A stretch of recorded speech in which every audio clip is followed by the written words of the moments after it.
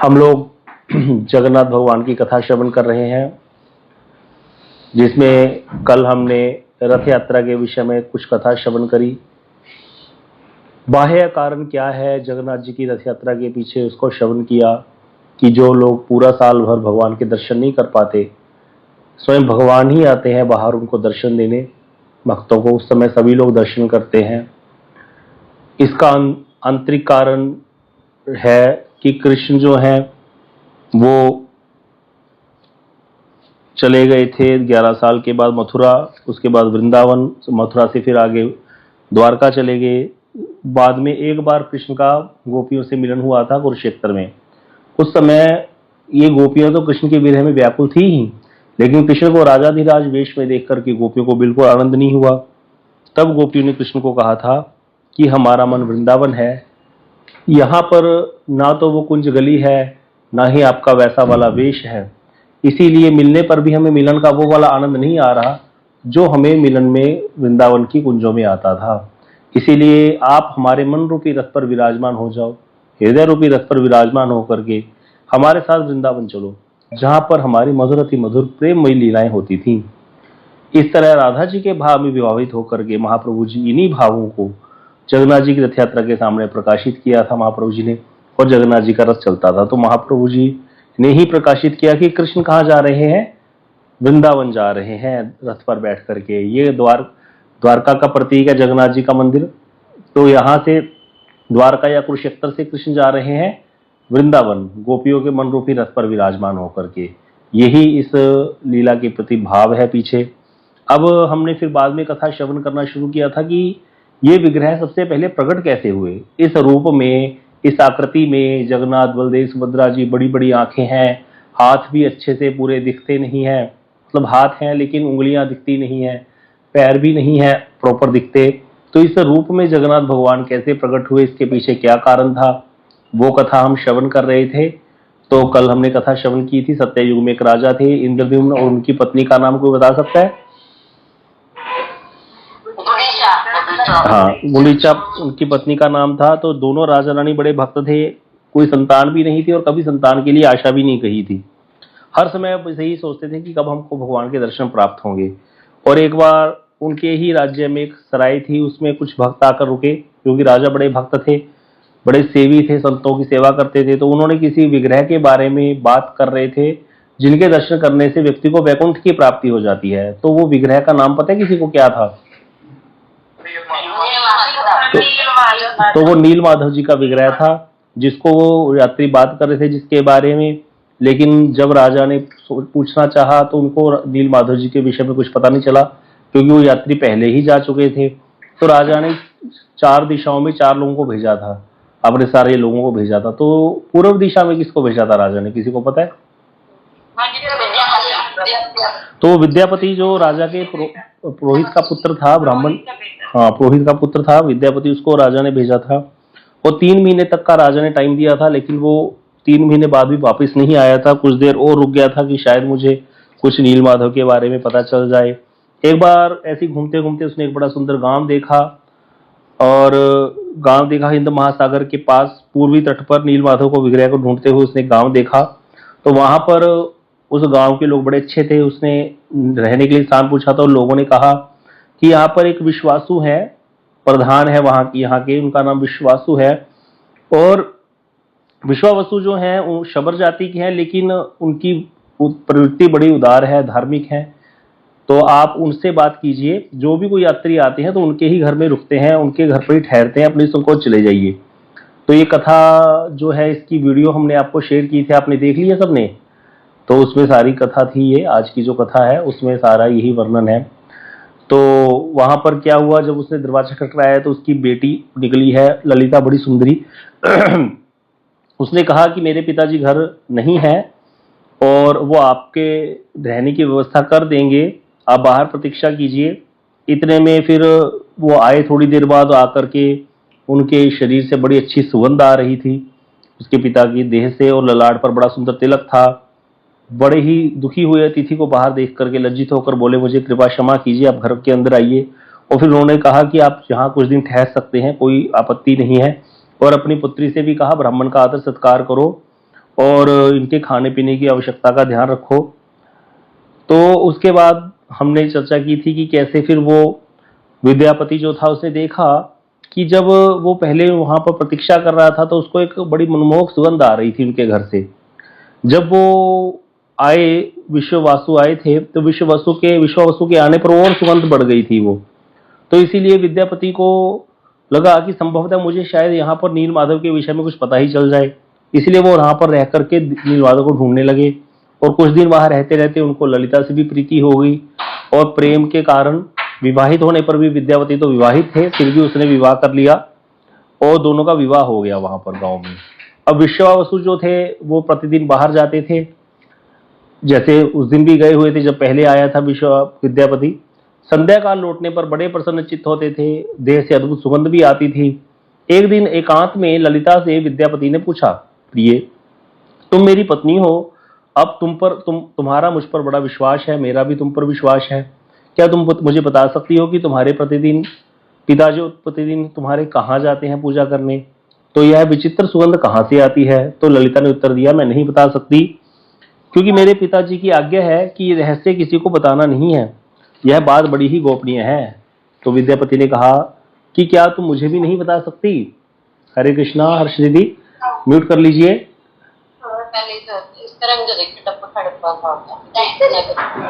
तो जब उसने ये कहा तो फिर ललिता ने कहा कि आप मुझे वचन दो कि इस रहस्य को किसी के सामने आप प्रकट नहीं करोगे। तो विद्यापति ने कहा कि बिल्कुल, तुम एक पतिव्रता स्त्री हो और तुम्हें अपने पति पर इस प्रकार संदेह नहीं करना चाहिए। यह कहकर वो मौन हो गए। तो फिर ललिता ने कहा, ठीक है, मैं आपको बतला देती हूँ, मेरे पिताजी भगवान की एक मूर्ति का अर्चन करने जाते हैं। तो विद्यापति ने पूछा, भी कौन सी मूर्ति, श्री मूर्ति है जो ऐसी दिव्य? तो ललिता ने कहा कि वे नील माधव जी की पूजा करने जाते हैं। यह सुनकर के विद्यापति बड़े ही प्रसन्न हुए, सोचने लगे, अरे अंततः इतने समय बाद मुझे नील माधव जी का मधुराति मधुर नाम तो सुनने को मिला। नील माधव अवश्य ही कहीं आसपास ही होंगे। अब क्या हुआ, विद्यापति ललिता के प्रति बहुत अधिक प्रेम प्रदर्शन करने लगे और उसके प्रेम विहार को देख करके नील माधव जी के बारे में भी बहुत सारी बातें ललिता ने उनको बताई। तो विद्यापति ने एक दिन कहा, प्रियतमे तुम अपने पिताजी से निवेदन करो कि एक दिन वे मुझे अपने साथ ले जाएं।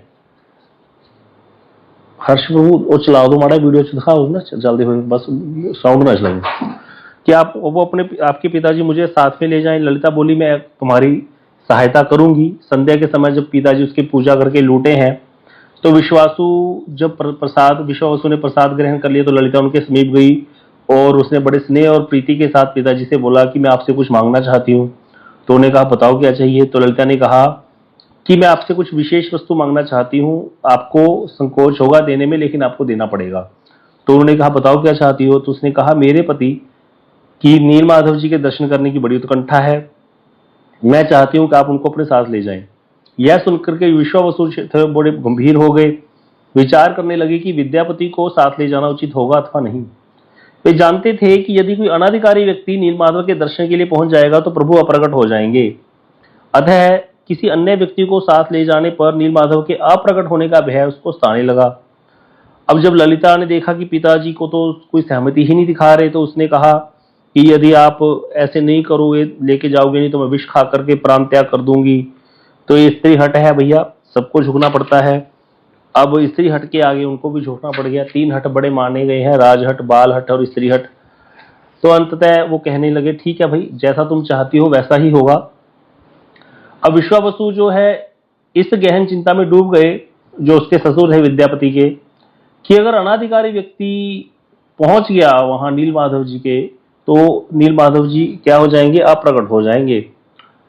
इसीलिए यहाँ पर जो है उनको दोनों तरह से वो चिंतित हो गए। एक तरफ तो पुत्री का स्नेह है और दूसरी तरफ उनको नील माधव जी के विरह की आशंका हो रही है। पर फिर उन्होंने कहा, ठीक है, कोई बात नहीं, मैं तुम्हें लेके जाऊंगा उसको, लेकिन एक शर्त है कि मैं उसके चलते समय, साथ में ले जाते समय उसकी आंख पर काली पट्टी बांध दूंगा और पहुंचने पर ही हटाऊंगा, जिससे वह दर्शन कर सके, और दर्शन कराने के बाद वापसी में उसको पट्टी बांध करके ढक करके वापस ले आऊंगा, जिससे वह नील माधव जी के दर्शन तो कर सकेगा, परंतु यह नहीं जान पाएगा कि उनका वास स्थान कहां पर है। तो ऐसा कह दिया जो विद्यापति था, विश्वासु था, जो उसने अपनी बेटी को, तो ललिता ने सारी बात विद्यापति को कह दी कि वो ऐसे करके लेके जाएंगे आपको। उसने कहा कोई बात नहीं है, मुझे तो दर्शन से मतलब है, मार्ग से नहीं। तो बहुत ही प्रसन्न हो गई ललिता भी। लेकिन रात्रि में उसने ललिता से कहा, प्रिय, अगर कोई ऐसी योजना बनाओ कि जिससे मैं दोबारा भी कभी दर्शन करना चाहूं तो दर्शन कर पाऊं। तो ललिता ने कहा, मैं सोचती हूँ यदि कोई मेरे को बात समझ में आएगी तो मैं अवश्य ही बतलाऊंगी। तो उसने कहा कि मैं, उसने सवेरे सवेरे उठ करके उनको सरसों के बीजों की एक पोटली दे दी और धीरे से देते हुए कहा, इसको छुपा करके गुप्त रूप से अपने पास रख लो। इसको एक एक कण मार्ग में तुम गिराते जाना, चुपचाप छकड़े पर बैठे हुए जाओगे जब। तब वर्षा ऋतु है, अभी वर्षा ऋतु होने के कारण शीघ्र इससे सुंदर सुंदर पीले पीले पुष्प पौधे उगे आएंगे और तुम तब स्वयं ही पौधों का मार्ग का अनुसरण करते करते नील माधव तक पहुंच जाओगे। तब तुम्हें मेरे पिताजी से मार्ग पूछने की आवश्यकता भी नहीं पड़ेगी। तो ललिता की बुद्धि की बड़ी प्रसन्नता करी और विश्वासु जो है पूजा करने के लिए जाने लगे। तो ललिता ने कहा, पिताजी आप इनकी आंखों पर पट्टी बांधकर आज ही इनको ले जाइए। तो फिर बैलगाड़ी पर बैठा करके आंखों पर पट्टी काली उसके बांध दी और टेढ़े मेढ़े रास्ते से उसको वो बैलगाड़ी में बिठा करके ले गए। अब ऐसे करके जब ले गए तो वहां पर विश्वासु को तो कुछ भी पता नहीं चला, लेकिन वो मार्ग में सरसों के बीज डालता रहा, उसका दामाद जो था विद्यापति। और इधर क्या हुआ, पर्वत की तलहटी पर पहुंचकर उसने वहां बैलगाड़ी छोड़ दी और पर्वत की चोटी पर जो नील माधव जी का मंदिर था उसकी ओर चल दिए वहां पर वो। और मंदिर में प्रवेश करते विश्वासु जो था उसने विद्यापति की आंख की पट्टी खोल दी, जिससे कि वह भगवान नील माधव के दर्शन कर सके। तो वहां पर जब नील माधव जी के दर्शन के लिए, बड़ा सुंदर विग्रह था नील माधव जी का, चतुर्भुज रूप में थे भगवान वहां पर। यहाँ पर तो ऐसे कृष्ण का ही विग्रह रख दिया है चित्र में, और वहां हाथ में शंख चक्र गदा और पद्म धारण किए हुए भगवान थे। बड़ा सुंदर विग्रह था, नारायण के साथ बड़ी अधिक समानता थी उनकी नारायण के विग्रह के साथ। विद्यापति बहुत अधिक रोते रहे वहां बैठकर आनंदित होकर के। सोचने लगे, मैं कितने लंबे महीनों के बाद जिनको ढूंढ रहा था, जिनके दर्शन करके सार्थक हो गया है मेरा जीवन, में पूर्ण हो गया हूँ, संतुष्ट हो गया हूँ। तब विश्वासु उसका जो ससुर था उसने कहा, तुम कुछ समय के लिए यहाँ बैठो पुत्र, मैं वन से पुष्प और पूजा की सामग्री लेकर के आता हूँ, फिर हम चंदन और अग्र के सहित जो है अन्य द्रव्य अर्पण करके इनका पूजन करेंगे, अर्चन करेंगे, फिर घर की ओर प्रस्थान करेंगे। ऐसा कहकर के विश्वासु जो थे वन की ओर चले गए। अब जो विश्वासु जो थे वहां पर प्रतीक्षा कर रहे थे उसकी, विश्वासु की विद्यापति, तो मंदिर के समीप वहां पर उन्हें एक सुंदर सरोवर देखा।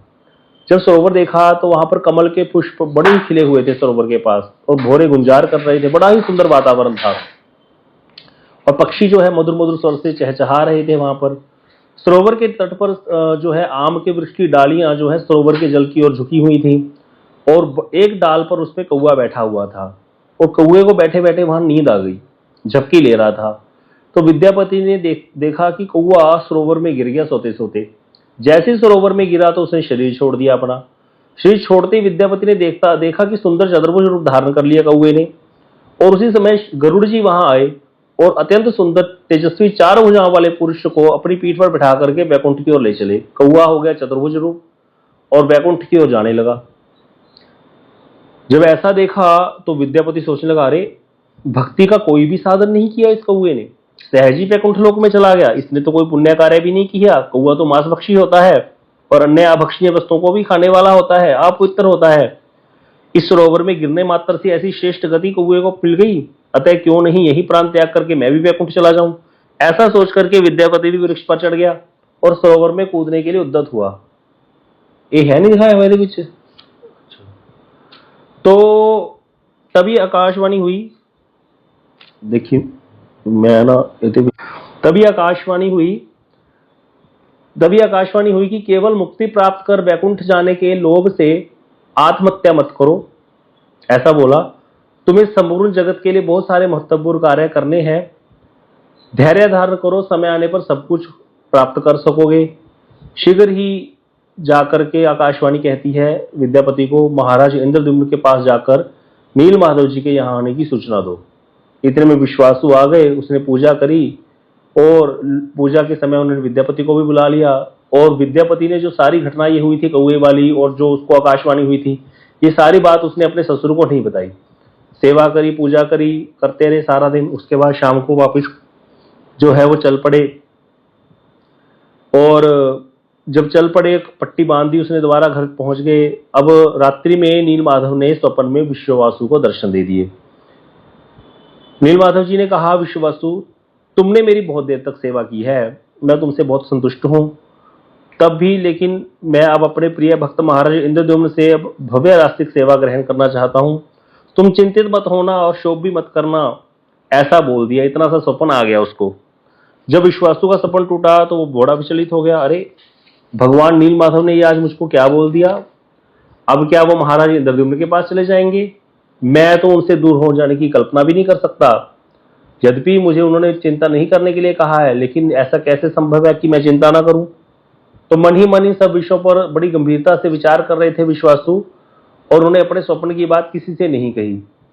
2-4 दिन के बाद ही विद्यापति ने अवंती नगरी में जाने की बात उठाई, और विश्वासु सोचने लगे, अचानक विद्यापति अवंती नगरी क्यों जाने की बात कह रहा है? हो ना हो ये नील माधव के बारे में सारा कुछ बता देगा, और फिर इंद्रद्युम्न महाराज आएंगे और जबरदस्ती नील माधव को ले जाएंगे।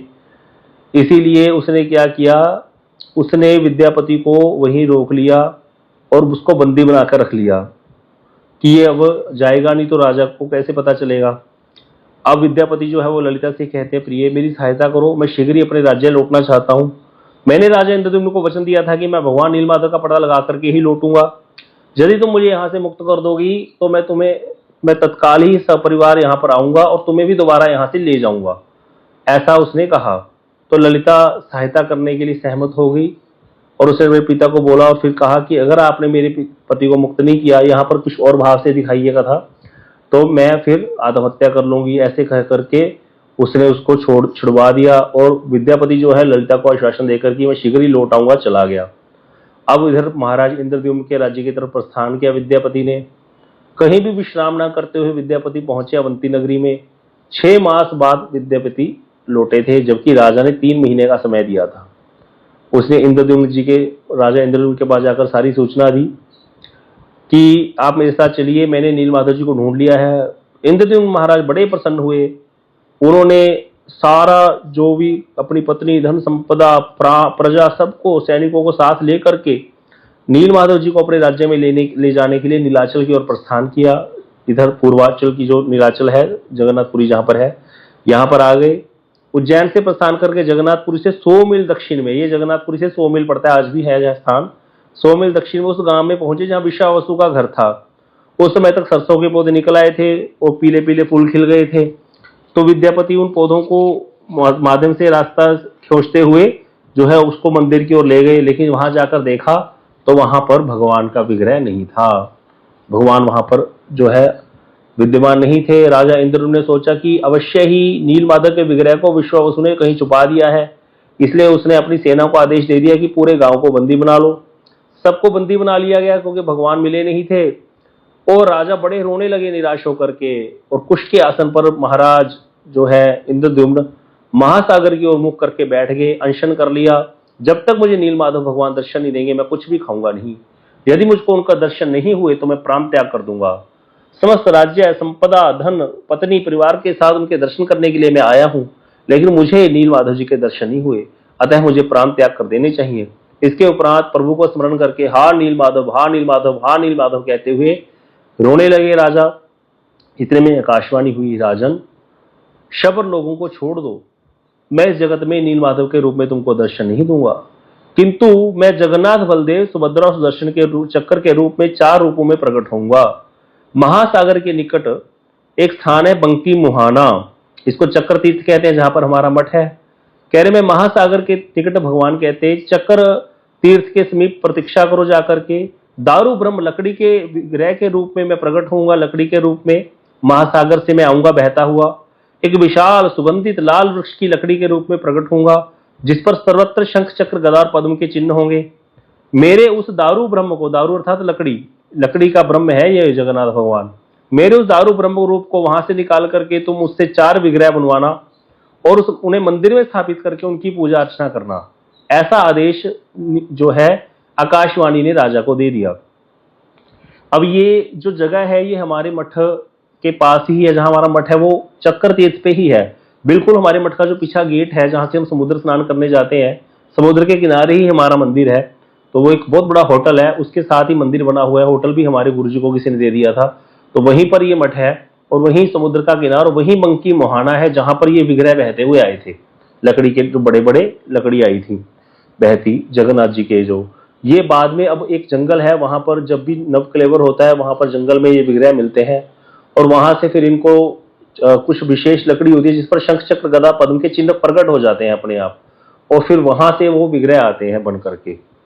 तो राजा ने प्रतीक्षा करने के लिए, जगन्नाथ बलदेव सुभद्रा जी की प्रतिष्ठा करने के लिए बड़ा सुंदर मंदिर बनवाया।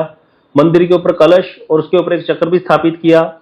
और महाराज इंद्रद्युम्न जो है, जो वहां पर अब इंद्रद्युम्न जो है ब्रह्मा जी के द्वारा मंदिर की प्रतिष्ठा कराने की विलासा से ब्रह्मलोक को चले गए कि ब्रह्मा जी को लेके आऊंगा, वही करेंगे। किंतु वहां उनको ब्रह्मा जी के पास जाने के लिए अपेक्षा करनी पड़ी, थोड़ी देर रुकना पड़ गया।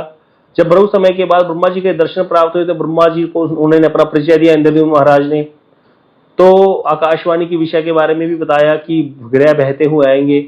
महाराज इंद्रद्युम्न ने ब्रह्मा जी से प्रार्थना करी, है प्रभु, स्वेच्छा में भगवान श्री जगन्नाथ देव कभी भी प्रकट हो सकते हैं, आविर्भूत हो जाएंगे, अतः मेरी प्रार्थना है आप कृपा करके शीघ्र अतिशीघ्र मेरे साथ चल करके मंदिर की प्राण प्रतिष्ठा करवा दीजिए। ब्रह्मा जी महाराज इंद्रद्युम्न जी की बात से सहमत हो गए और उन्होंने स्वयं ही कहा, महाराज प्रभु के द्वारा निर्दिष्ट जो स्थान है, निर्धारित स्थान पर पहुंचकर हमें उनकी प्रतीक्षा करनी चाहिए। अब ब्रह्मा जी आ गए हैं महाराज इंद्रद्युम्न के साथ, कहां पर, मंकी मोहाना में। लेकिन ये जो क्रिया हुई ना, महाराज इंद्रद्युम्न जो ब्रह्मा जी के पास गए, इसमें बहुत समय बीत गया। धरती पर कितने ही युग बीत गए, क्योंकि ऊपर के समय में और नीचे के समय में बड़ा डिफरेंस होता है। हमने ये चर्चा कई बार की है कि हमारा तो 1 महीना हो जाता है और पितृलोक में 1 ही दिन होता है, हमारा 1 साल हो जाता है और देवलोक का 1 ही दिन होता है। तो इसी प्रकार यहां पर तो कितने ही युग बीत गए और इधर ब्रह्मा जी को लेने चले गए थे। तो राजा ने जो मंदिर बनवाया था वो पूरा रेत में धंस गया था, पूरा बंद हो चुका था मंदिर, कुछ भी बचा नहीं था शेष।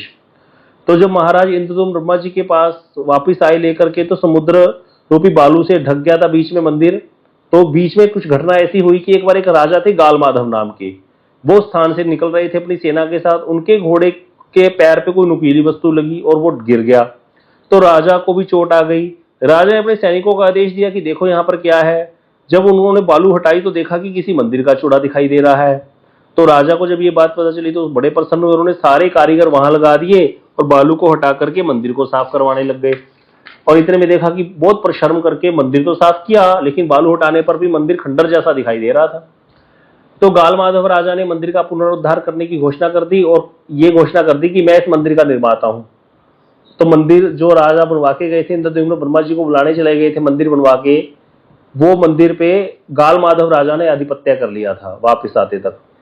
और इतने में यहाँ पर धरती पर युग भी बीत चुके थे, युग बीत चुके थे मतलब कई लोग मर गए होंगे। लेकिन भगवान जगन्नाथ देव की इच्छा से विश्ववासु, उसकी बेटी ललिता, विद्यापति, ये सब लोग अभी भी थे। और राजा की इंद्रद्युम्न की पत्नी गुंडीचा देवी, वो भी थी यहाँ पर। तो महाराज इंद्रद्युम्न जब पृथ्वी पर लौटे, हजारों वर्ष व्यतीत हो चुके थे, सब कुछ परिवर्तित हो गया था। जब मंदिर पहुंचे तो पता चला किसी अन्य राजा का अधिकार है। तो महाराज इंद्रद्युम्न ने राजा गाल माधव से मिलकर उनको कहा कि भाई ये मंदिर तुम्हारा नहीं है, ये तो मैंने बनवाया था।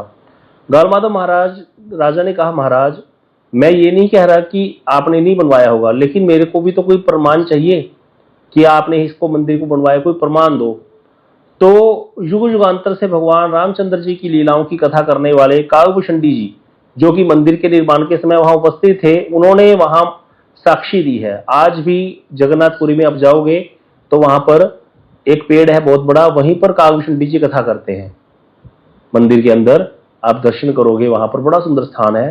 तो इतनी कथाएं हैं इस मंदिर की, आप सोचो कैसा दिव्य मंदिर है, इतना बड़ा मंदिर का परिसर है। अगर उस मंदिर में कहीं किसी बच्चे ने पोटी कर दी या कहीं कोई गिर गया, उसके खून निकले आए, तो पता नहीं चलेगा, अपने आप किसी को कुत्ता दिख जाएगा जगन्नाथ जी के पुजारी को। आज भी होता है यहाँ पर। और एकदम 10 घंटे के लिए मंदिर बंद।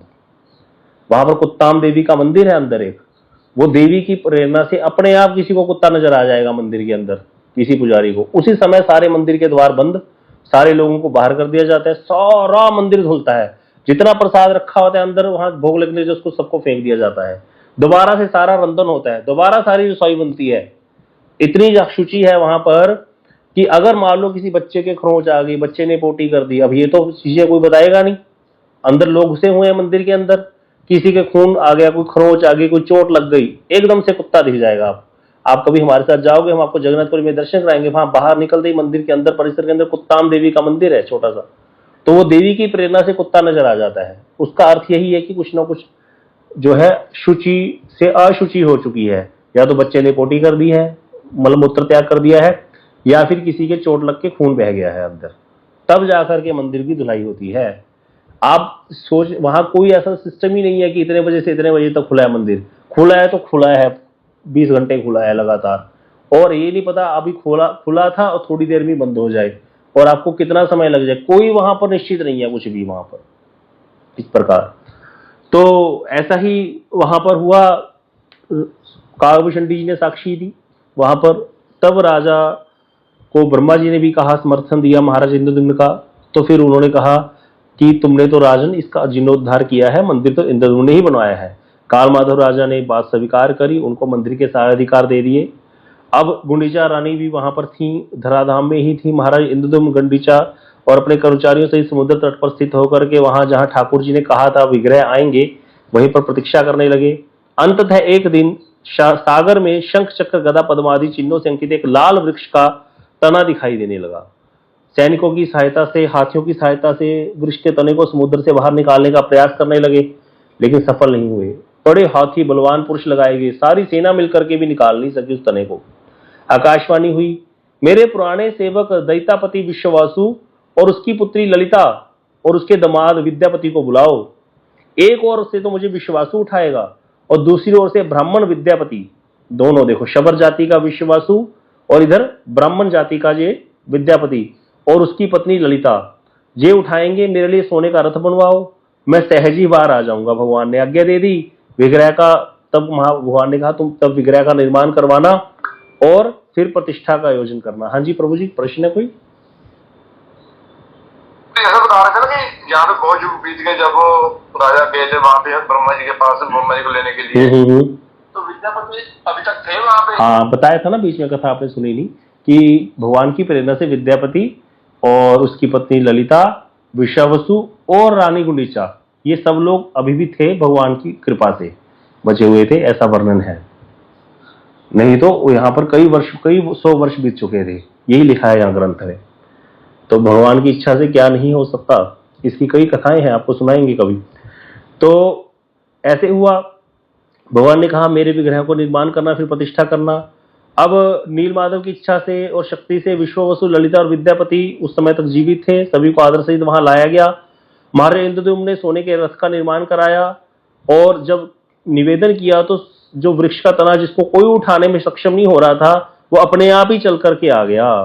जब वो प्रार्थना करने लगे, सरलता से उन्होंने तने को स्वर्ण पे रथ पर रख दिया और रथ को बंकी मुहाना से वर्तमान जगन्नाथ मंदिर से थोड़ी दूर स्थित एक स्थान पर लाया गया।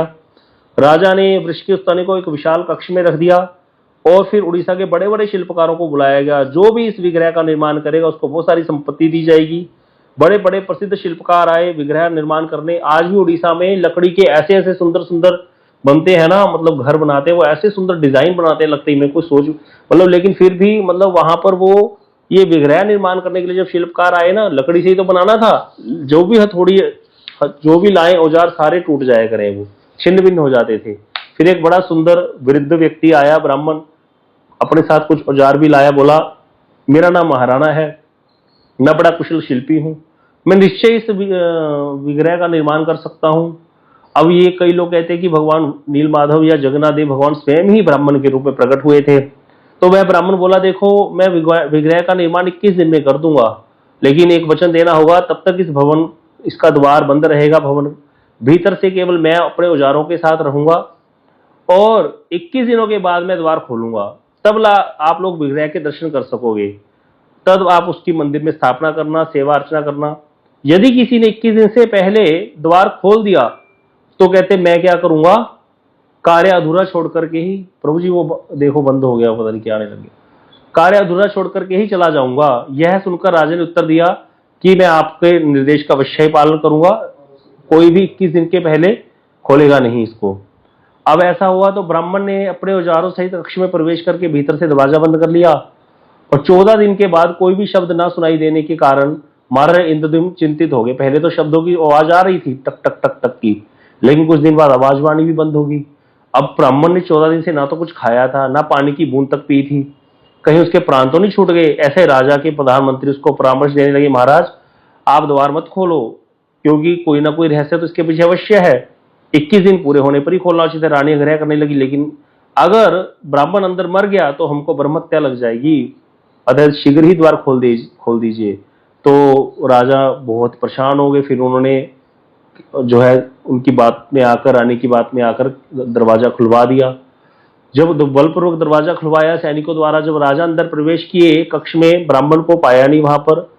महाराज का आश्चर्य का ठिकाना नहीं रहा। इंद्रद्युम्न देखते हैं कि श्री जगन्नाथ, बलदेव, सुभद्रा और सुदर्शन चक्र चारों विग्रह वहां पर असंपूर्ण रूप में विद्यमान थे, पूर्ण नहीं हो पाए थे। नेत्र और नासिकाएं गोलाकार थी, भुजाएं आदि ही थी, हाथ और पैर भी सारे असंपूर्ण ही थे। ऐसा वाला उनका दर्शन था। और कहते, अब कई लोग ऐसा भी कहते हैं किसी और घटनाक्रम के अनुसार कि जब ब्राह्मण महाराज अंदर गए तो देखा कि ब्राह्मण ने कहा, महाराज अभी तो केवल 14 ही दिन बीते हैं, आपने द्वार खोल दिया। विग्रह को पूर्ण करने के लिए मुझे 7 अन्य दिनों की आवश्यकता थी। संभवतः भगवान जगन्नाथ देव की कृपा से ही ऐसा हुआ है, इच्छा से ही ऐसा हुआ है, नहीं तो आप भीतर कैसे आ सकते थे।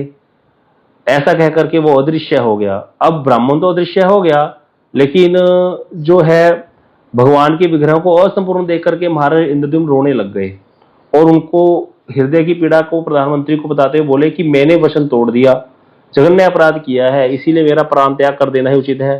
तब फिर दोबारा आकाशवाणी हुई कि भगवान ने राजा को आदेश देते हुए कहा, चिंता मत करो, मैं स्वयं ही इसी रूप में प्रकट होना चाहता था। इसका एक गूढ़ रहस्य है, इन विग्रहों को मंदिर में इसी रूप में स्थापित कर दो।